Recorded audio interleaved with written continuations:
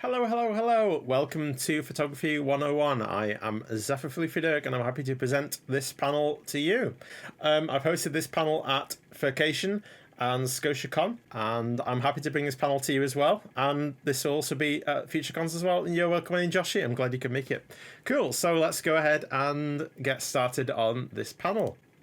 All right. So Photography 101. So the things we'll cover today. What is photography? What makes a good shot? What kit do you need? Taking your photos to the next level. And the future of photography, of course.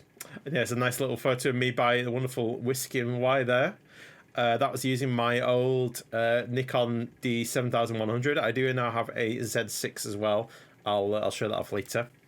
All right, so what is photography? Photography is essentially this definition from Merriam-Webster.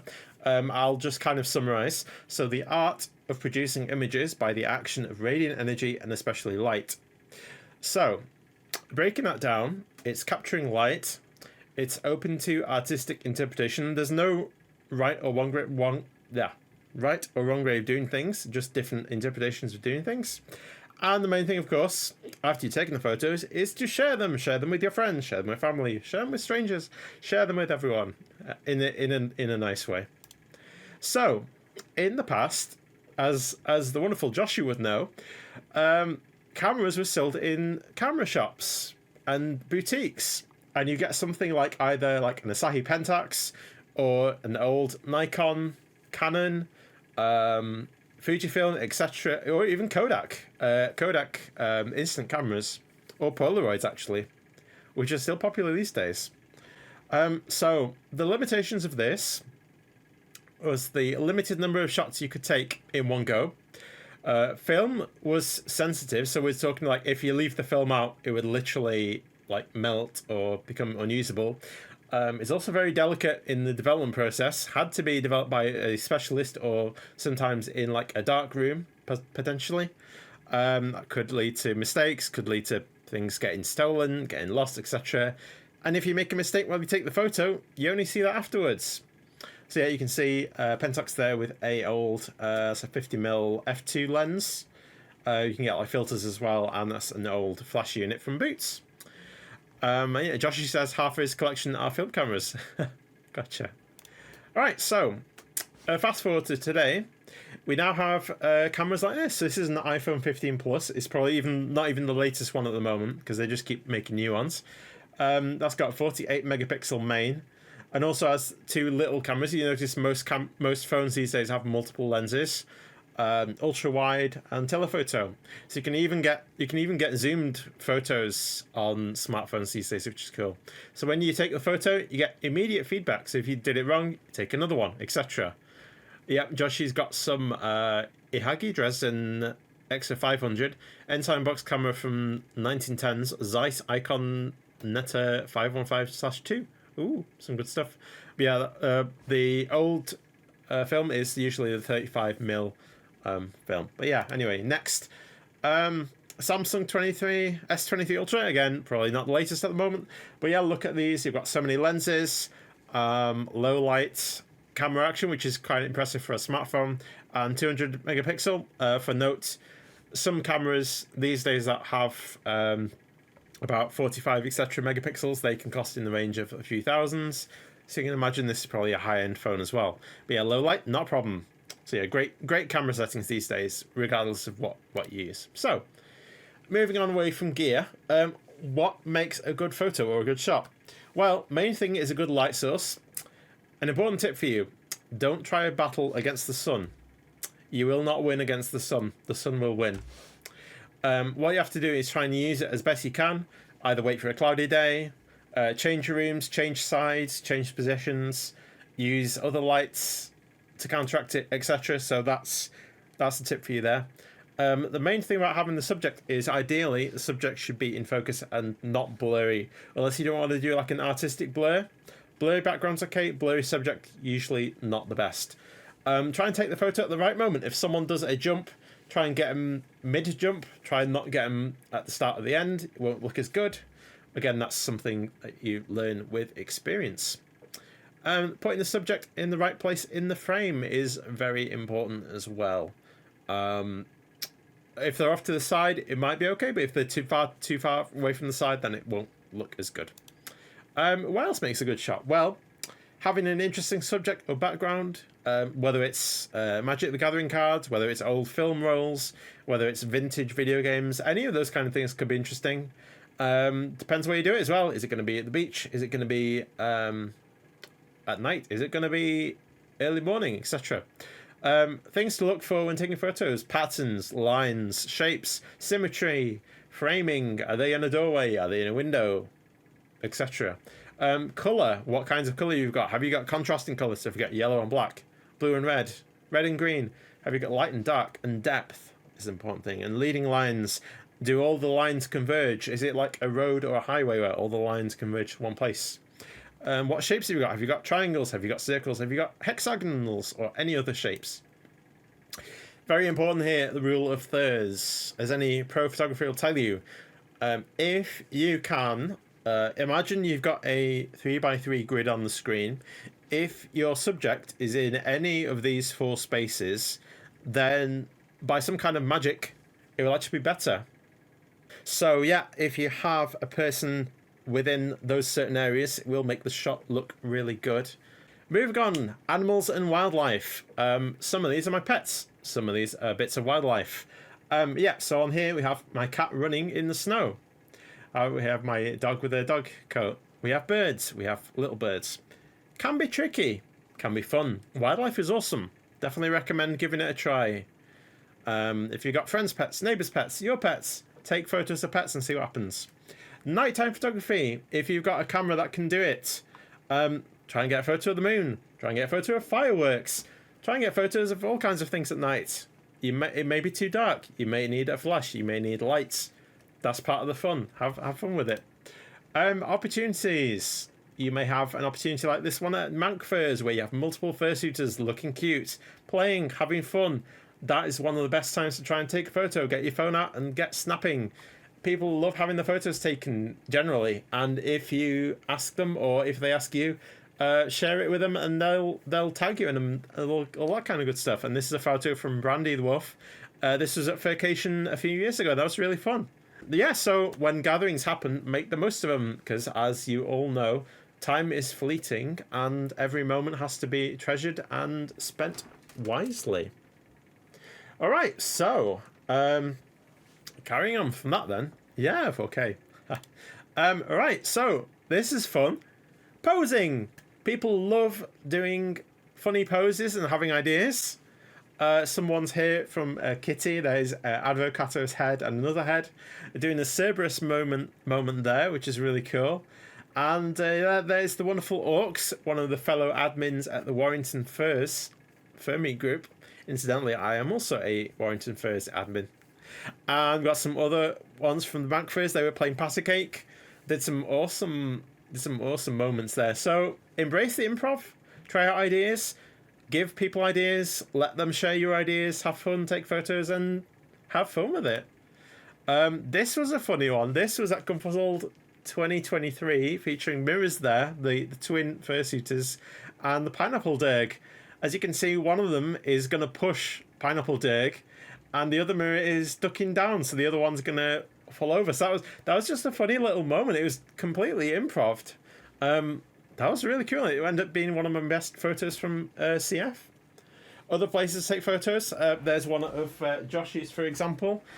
Please do go check out Josh's stuff, because he is a very good bean, does some really cool photos and things.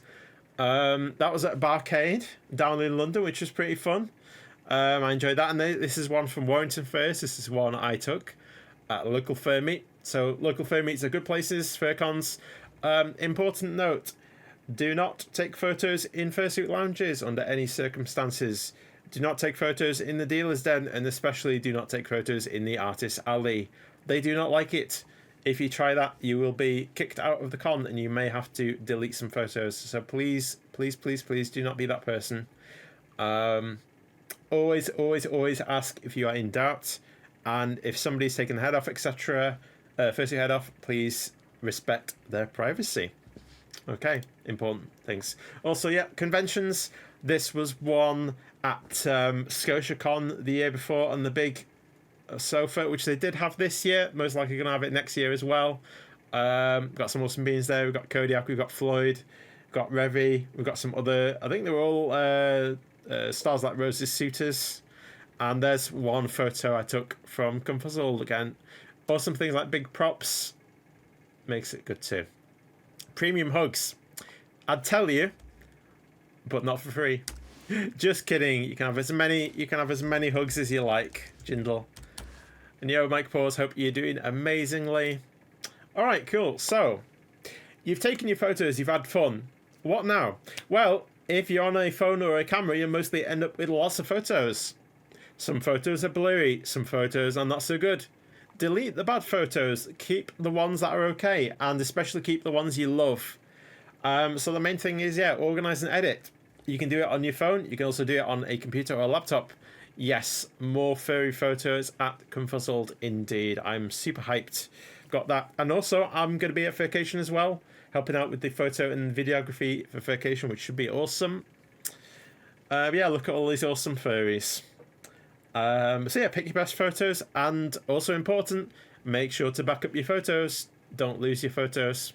Yeah, it'd be great to meet you too. Alright, camera gear. Besides smartphones, well, you can obviously get a better phone as the next thing.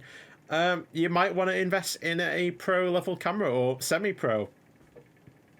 You have DSLR cameras available. Again, like Nikon, Canon, Sony, etc. Yo, Bloodknock as well. Hope you're doing amazingly. It's great to see so many awesome peeps here.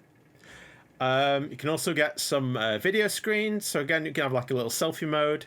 Yes, Lumineer is really good. There's a lot of really cool photography things. I'll touch on those in a bit. Yep, you can get microphones that'll get better audio. Yeah, video screens, etc. So there's all kinds of things you can get. So go with whatever seems best. You don't necessarily have to splash out on the best gear to start with. Get some cheaper gear, get used to it, and see what you want to do. But yeah, mostly experiment. Yeah, Lightroom is fine. I know quite a few people use Lightroom. Lumineer is another one. I'll touch on those in a bit. But yeah, this is like a little clip-on lens. This cost about 20 quid. And for that, you get a kaleidoscope, you get a fisheye. And this was another one I did. I set this to manual, set the lighting to minimal, and I got this cool silhouette of this Pride Darth Vader. You've taken photos. What do you do now? Well, you might want to put them somewhere. Could be on your Flickr if you've got one. Could be on Google Drive. Could be on any other site. You most likely want to share the best ones on social media. Make sure to put in alt text so that people can understand what the photo is. Telegram groups are important as well. Oh my god, that's amazing. That is so cool. Can't wait to give you a big heckin' hug, my dude. We shall definitely chat more.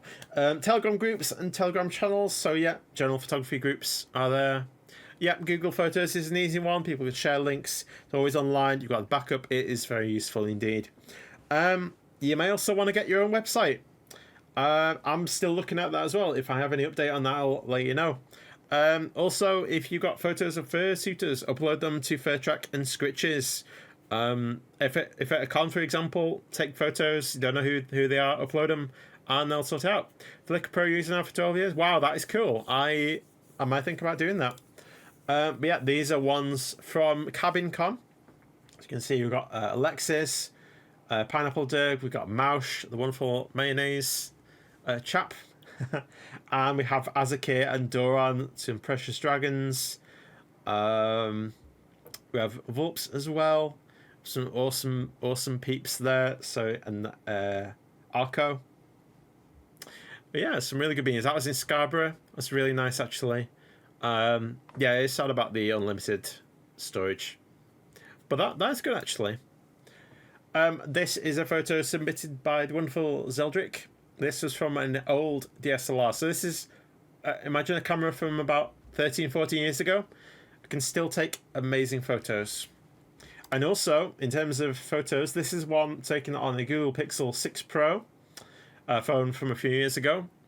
They did some editing on Lightroom, and what they did was they made it more magical by increasing the saturation, made it a bit more dreamlike, a bit more cartoony. Just one example of what you can do with a photo. Some things I did as well. I took some travel ones. This was a silhouette one in the evening time. This was one in Wales and another one in Wales.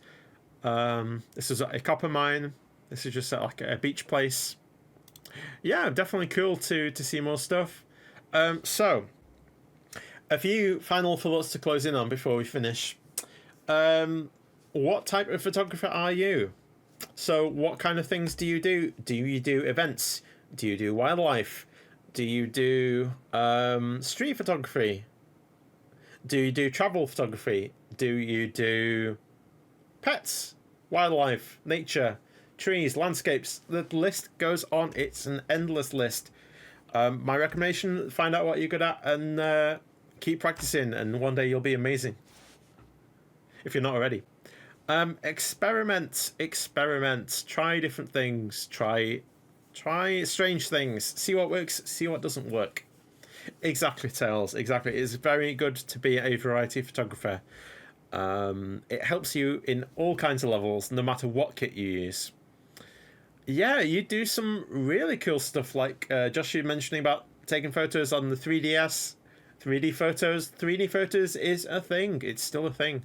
DS photos, Mavica, Sony, and obviously Game Boy photo, etc. Game Boy camera.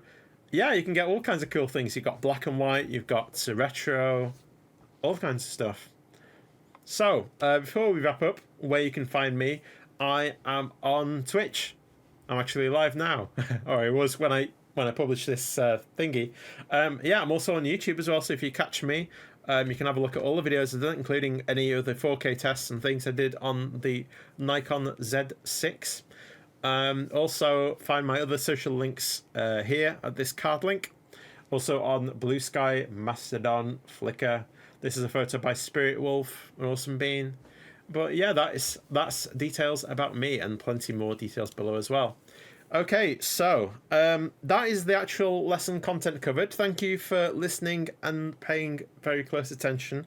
I will now open the floor to questions. So if you have any questions, any feedback, or any suggestions of things to do better next time, do let me know. And obviously, feel free to talk about cameras and lenses and stuff. Josh really wants to get himself a GB camera.